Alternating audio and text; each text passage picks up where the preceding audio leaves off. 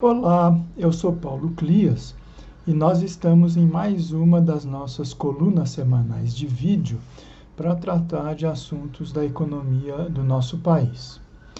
Bom, o fato é que a cada semana que passa, a gente tem mais notícias negativas a respeito da realidade da economia atualmente, mas principalmente no que se refere ao comprometimento da capacidade de recuperação de um plano de crescimento e de desenvolvimento econômico integrado, redutor de desigualdades, né, que não seja tão comprometedor assim da sustentabilidade ambiental e social do nosso país.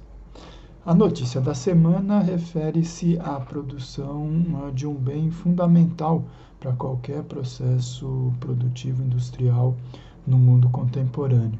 Eu me refiro ao aço. E o que aconteceu? Quer dizer, há algumas décadas, na década de 1990, lá se vão quase 30 anos, nós tivemos o primeiro movimento de uma aventura irresponsável, né, do neoliberalismo.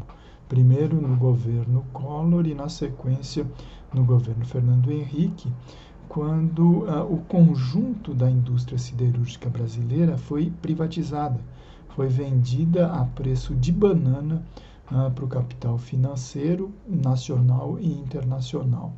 E o que aconteceu? Aquela estrutura toda montada ainda na época de Getúlio Vargas, que tinha um conglomerado em torno da Siderbras, né, mas que tinha importantes plantas de produção de aço em São Paulo, a Cosipa, no Rio de Janeiro, a Companhia Siderúrgica Nacional, em Minas Gerais, a Usiminas, enfim. E por praticamente todo o território nacional, isso foi vendido ao capital privado. E, obviamente, houve um processo de redefinição de prioridades, tá certo? Porque a lógica do capital privado é justamente atender os seus interesses mais imediatos, ter o máximo retorno no menor prazo possível e pouco se preocupando com um projeto efetivo de integração da economia nacional. Tanto que agora o que está acontecendo? Com a alta dos preços do carvão e do minério de ferro, tá certo, no mercado internacional, você tem uma tendência à elevação dos preços do aço. E o governo está sentindo a barra, tá certo? Quer dizer, Paulo Guedes, apesar de gritar alto pelo seu liberalismo, quando a corda aperta, ele não nega, tá certo, a recorrer à ajuda do Estado, e na condição de superministro, ele está pedindo para o setor, então, o que seria óbvio, que houvesse uma contenção dos reajustes aqui internamente. Só que agora as empresas são privadas e elas dizem não, nós não vamos, porque nós temos que atender os nossos acionistas, nós temos que atender os nossos parceiros internacionais, existem os tais dos contratos que não podem ser alterados, e aí o governo vai ter que encontrar alguma solução para evitar que mais essa alta de preços, agora de um bem que é horizontal, tá certo, em toda a cadeia produtiva, comprometa ainda mais o crescimento da inflação. Mas eu falei do aço, só que ele é apenas um dos componentes de bens estratégicos fundamentais para a nossa economia.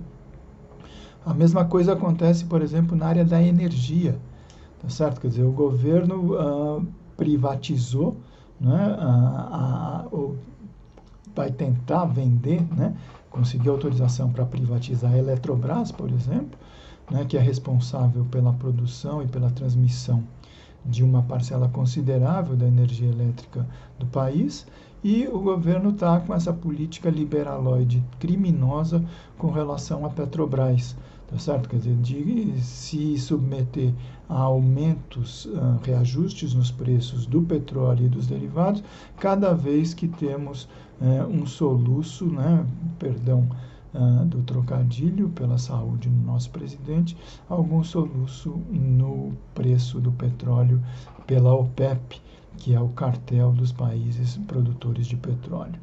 Ou seja, todo aquele modelo, tá certo, de sociedade que previa que esses setores estratégicos, seja os setores produtores de bens de capital, seja a área da geração e transmissão de energia, tá certo, deixaram de ser instrumentos de governo para estimular e para dar força a um projeto de desenvolvimento, tá certo, econômico e social, e passaram a ser simplesmente objeto do lucro do desejo do capital privado nacional e internacional. Que essa crise sirva de lição. A maioria dos países do mundo já fez há muito tempo uma autocrítica a respeito dessa aventura liberal e irresponsável. Todos sabem cada vez mais que o protagonismo do Estado é fundamental para qualquer projeto de futuro. E isso significa que a sociedade brasileira precisa dar um basta a essa busca insana de entregar o patrimônio público para o capital privado.